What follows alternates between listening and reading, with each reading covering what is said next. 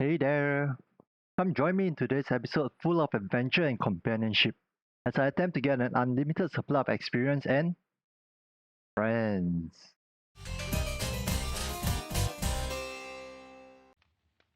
To start off with today's episode, here's a short exploration trip I took after recording the previous episode.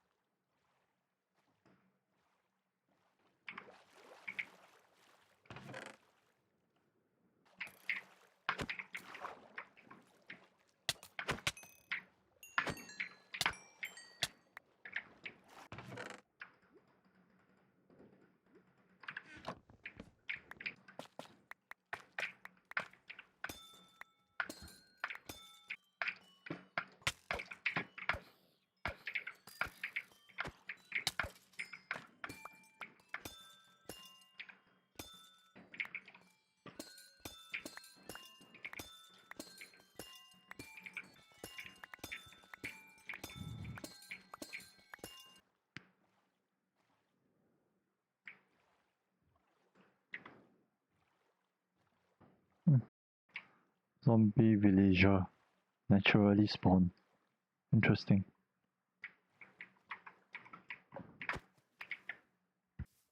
Do they really face the sun? Oh, they do. Interesting. Whoa! Hello. Oh, emeralds, nice. So a trick that I learned about treasure hunting is that the treasure will always be in the middle of a chunk. So Minecraft is divided into chunks. So if you press F3G, you can look at the chunk borders. Or if you press F3, if you look on the left side, the third row, it says chunk 433. So you want to go into the middle, which is about 7 or 8. I mean 8 or 9. And then you head over here. So the first digit and the last digit has to be 8 or 9. That means it's right in the middle of the chunk, right? So if I were to head down, and I dig straight down. Oh. There, treasure. Oh no. Seems like I forgot to put in the data packs. I'll be right back. Alright, so there are 3 data packs I added in. So all these 3 data packs can be found on Vanilla Twigs. You can head over to the website, the link will be down in the description. Then just select the data packs that you would like and then download them and throw them into your data packs folder. So while I was mining the amethyst geode, I realized something really bad. If you look at my pickaxe, it just has efficiency 4 and fortune 3. It does not have unbreaking, which is really bad because if you look at the durability, my pickaxe is gonna break soon. I need a way to repair this pickaxe or get unbreaking on it, both of which requiring experience. What better way to have experience in the early game than having a skeleton spawner? Let me tell you, that is having 2 skeleton spawners right next to each other. So I'm gonna set up these spawners for a bit and I will be right back.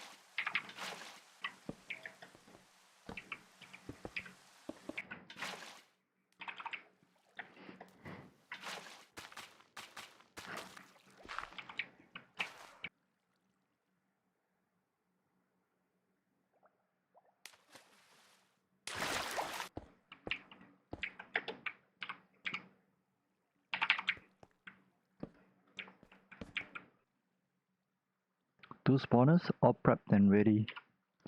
Let's activate them. I don't like this part. Let me take off my helmet first. I don't want it to break.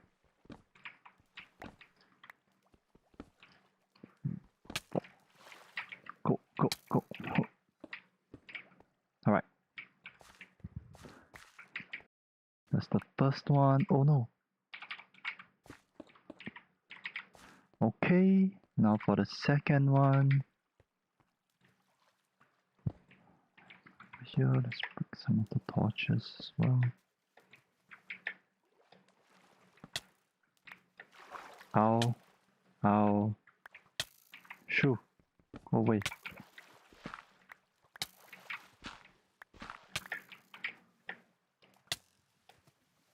Let me out. Okay. So it should be ready. Skeleton should be one hit. Let's just wait for a few of them to drop down first and see how it goes. I'll be right back.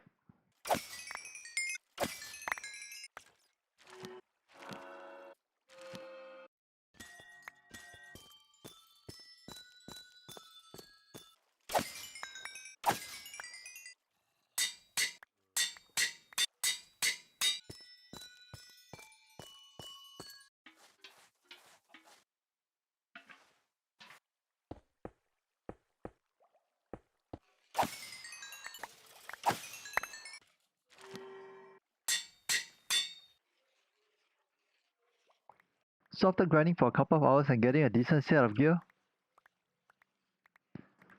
I feel pretty secure. I think it's time to now work on safety. Remember this cubbyhole of ours? It got converted into a mine, and I don't feel particularly safe being in here. So it's time to start working on my actual base, which would be over there. To be honest, I have no idea how I want the base to look, but I want to make use of this place. And I'm kind of envisioning this to be the entrance.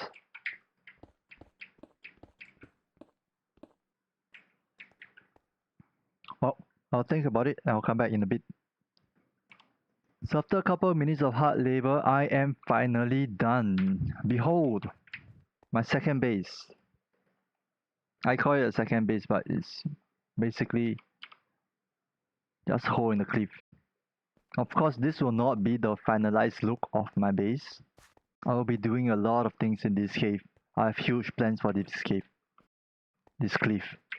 Or rather, the whole mountain. So lots of things to come in the future. This is but the beginning. Well, with that, I think I've solved the issue of safety. Although it doesn't really feel safe. I don't know what to do. A door. A door makes things safe, doesn't it? I can go in, I can go out, and close the door. I mean, isn't it the first level of security having a door? Something seems missing though. Right. Ha! I don't think mobs can get through now. Seems to be all good. It is safer. I guess technically it's safe. I feel kind of safe in here. Sufficient lighting or not. Sufficient lighting. I have some chests, some storages. I have a door. Automated. I think it's pretty safe. Now alongside with my new gear and my new base, I feel that my safety needs have been met. We can move on to the next level, the psychological needs. But before that, since I have new pickaxes with mending on them, I think it's time to go back to the grind.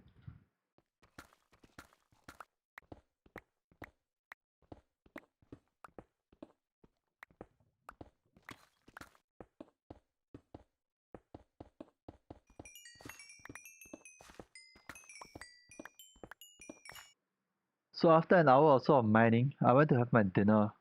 And while I was having my dinner, I was thinking, man, even with Fortune 3 and the 1.17 ore mechanics, It's still quite a chore to get iron in large amounts. I think it's time to move on to my psychological needs. And for that, I need some friends. And because I'm playing survival single player, I can't have friends. The closest type of friends I would be able to have are horses, axolotls, pets, or villagers. So it's time to invite some villagers to my base. Forcefully. And for that, I need to set up a new nether portal. This was a temporary one that I would set up previously. Now I'm going to find a more permanent spot on the mountain itself. And I have just the spot for it.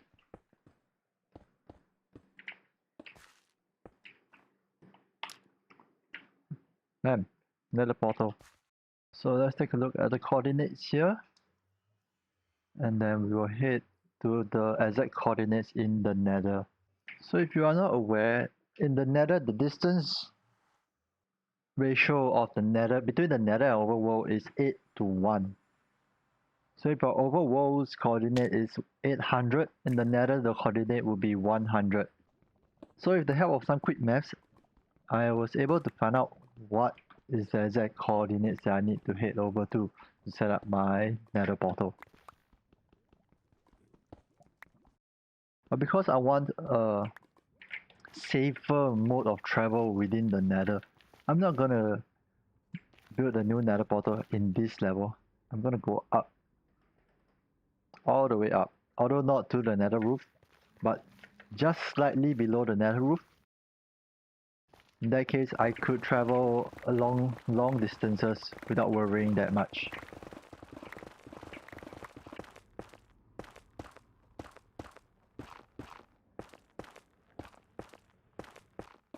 So a good height that I like to get to is around Y level 110 or 115, because that's where the mass of the netherite would be. There wouldn't be that many gaping holes that you could fall through. So I'm thinking of heading over to Y level 115. So this is where the nether portal is going to be. I've done some quick calculations, and the coordinates were actually minus 91, minus 90.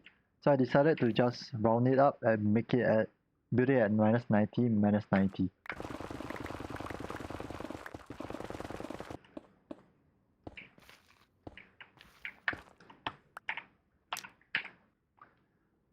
Let's jump into the portal and check it out.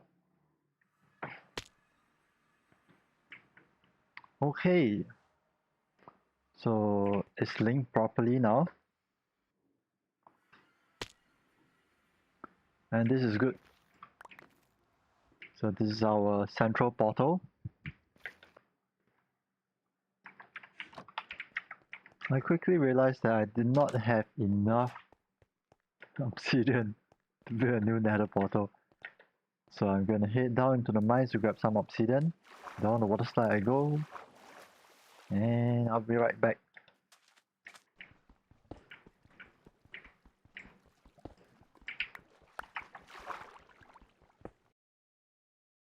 I should have enough obsidian to last me for a few portals.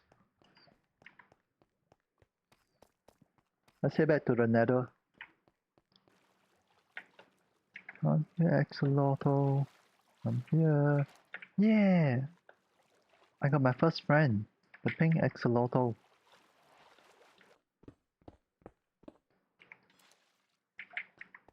Now let's get you a friend. I'm here, Mr. Yellow Axolotl. Oh. Oh. Yeah. Okay, you two play nice now. Bye.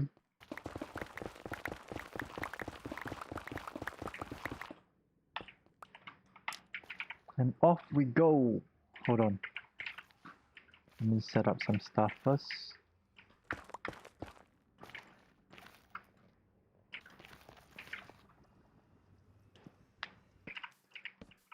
Come here. Very nice. Right. No, just one. Get away, nitwit.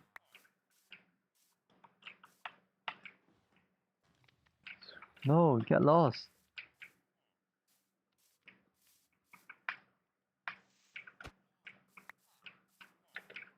Know what? I'm gonna just lock them in.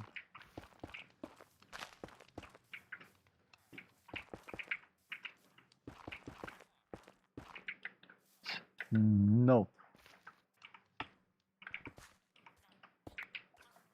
What? He died? How that works?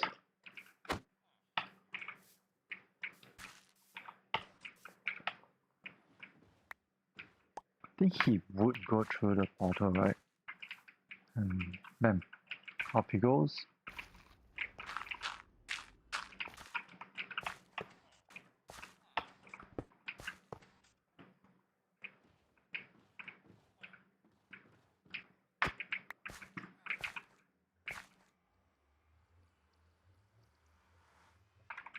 Let's boot him.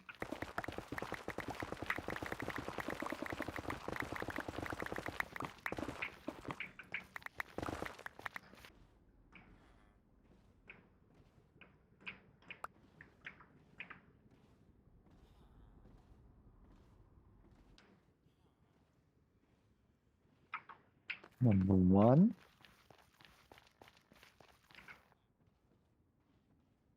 And number 2. Awesome. So now I have 2 villagers, 2 friends. Hi, friend.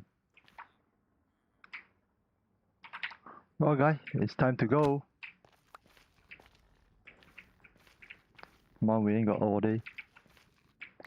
Up, up, up you go. Can you climb up? We just jump up here. Nice.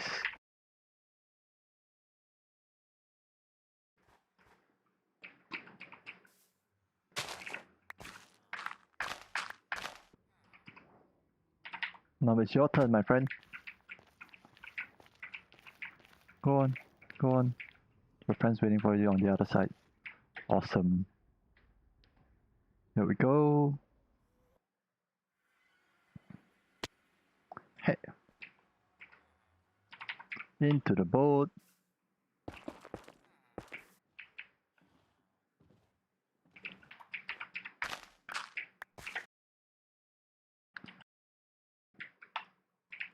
Up we go. Down we go.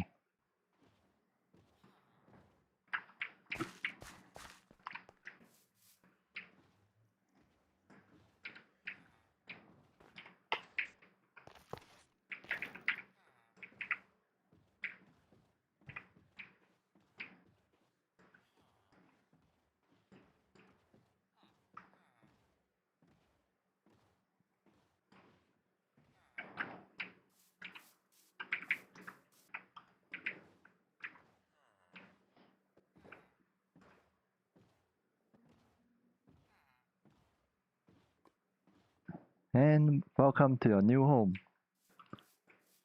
This cliff over here. I know, it may not look like much right now, but you know, I'm gonna give you guys the best place to live in, my new friends. I will be right back. Look, it's my new friends in their new home. Looks like they are enjoying their new place of residence. Well, I need to set up some stuff, so I will be right back, friends. So one thing I want to talk about, just as I mentioned last episode, I don't like the audio of my videos. This isn't an uncommon phenomenon. It's actually a psychological concept called voice confrontation. Have you ever had the instance where you accidentally heard a recording or a video of yourself and you hear yourself speaking and you'll be like, ugh, why am I speaking like that? Why do I sound like that? I sound so weird. Well, that is voice confrontation. Voice confrontation occurs because of a related concept. It is where your mind thinks that you should be this way, but in reality, you are actually this. So there's this mismatch between your concept of yourself and what you really are. And that causes a cognitive dissonance. and it makes you cringe, it makes you feel uncomfortable about yourself, and it's perfectly normal. It's just how the brain works.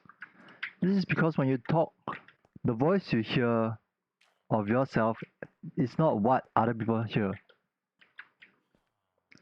Your voice will be usually higher pitched than normal than what you are hearing, and you would not really like that voice. So there are a couple of ways to get over voice confrontation that I read. One of the suggestions that I read was to use diaphragmatic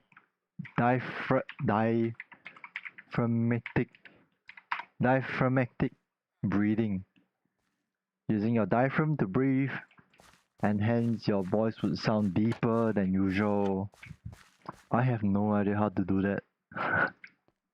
Other suggestions include listening to recordings of yourself and getting used to your own voice, or just generally accepting how you sound like. But of course, that itself is a journey as well. So on that note, I'm planning on just keeping these audio settings, just running a few episodes and see how it actually goes. Hopefully after a while I will feel normalized and I wouldn't feel uncomfortable about it. I'll be more confident about the way I sound and all. So the design I'm planning to use is actually a design by LogicalGeekBoy. Links in the description if you want to take a look at it. It is an unlimited villager spawner breeder. You just need to turn on the machine, go AFK, go to bed, wake up in the morning and you have a ton of villagers.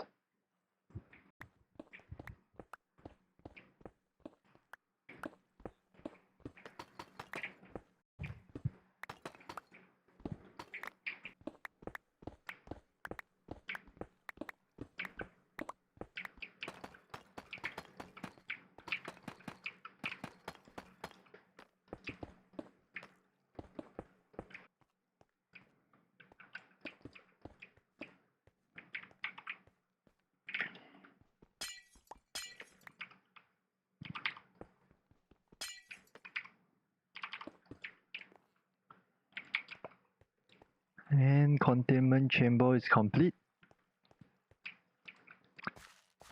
Right, so to get the farm started,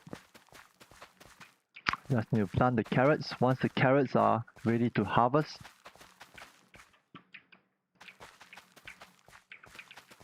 it should all be good. So one thing to keep note is that be sure that your villagers are either fresh or they have nothing in their inventory. So you wouldn't want villagers to have seeds, for example, and instead of planting carrots they will plant seeds, and because seeds are troublesome hence I'm using carrots.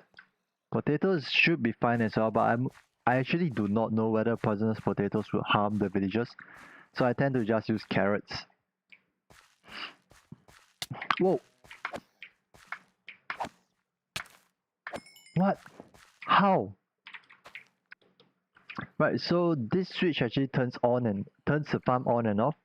When you turn it off, the block actually blocks it so that they have no sight of the bed, and hence the adult villagers wouldn't be able to breed and there will be no children villagers. So I set up a lever over here. That is because villager kids are one block tall, they will be able to run out. How? Where are you coming from? With that said, I'm going to AFK here for a bit and see if the farm actually works. So I will be right back. Alright, after a couple of hours, it is confirmed that the villager spawner actually works. Unfortunately, I've run out of time for this episode. You have to come back next episode in order to find out what I have planned for my new friends behind me. Thank you so much for watching. I hope you enjoyed watching this episode and that the audio is slightly better than the previous one. I'll keep working on my settings and speech to make it a better experience overall as you're watching future episodes to come. Just like before, if you have any feedback or suggestions, feel free to leave them in the comment section down below. It'll be greatly appreciated. Thank you so much again for watching and see you next time. Bye bye.